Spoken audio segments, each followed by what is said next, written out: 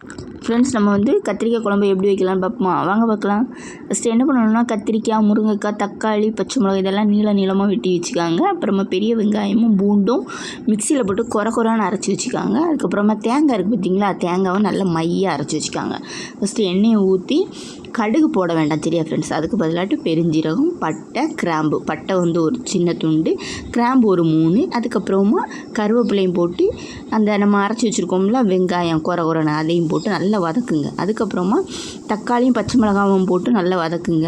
அதுக்கப்புறமா நம்ம கத்திரிக்காயும் முருங்கைக்காவும் போட்டுட்டு அப்புறமா கொஞ்சம் வதக்கிட்டு கொஞ்சம் சிம்மில் வச்சுருங்க அடுப்பை. அதுக்கப்புறமா வத்தல் பொடி, மஞ்சள் பொடியும் போட்டு வதக்கிட்டு அதுக்கப்புறமா நம்ம அரைச்சி வச்சுருக்கோம்ல தேங்காய், அதையும் இந்த இவ்வளோத்தையுமே சிம்மில் வச்சு நீங்கள் நல்லா வதக்குங்க, சரியா ஃப்ரெண்ட்ஸ்? நல்லா வதக்கணுன்னு இந்த பச்சை வாசனை போகும். அதுக்கப்புறமா நீங்கள் என்ன பண்ணணுன்னா, தேவையான அளவு தண்ணி ஊற்றுங்க, சரியா ஃப்ரெண்ட்ஸ்? நம்மளுக்கு எவ்வளோ தண்ணி தேவையோ அந்த அளவுக்கு தண்ணி ஊற்றி உப்பும் போட்டு நல்லா வேக வைங்க. அதாவது ஒரு 5-10 நிமிஷம் தான் வேகணும். அப்புறம் நீங்கள் நல்லா கொதி வந்த உடனே அதிலேருந்து எண்ணெய் தண்ணியாக பிரிஞ்சு வரும் பார்த்துக்காங்க.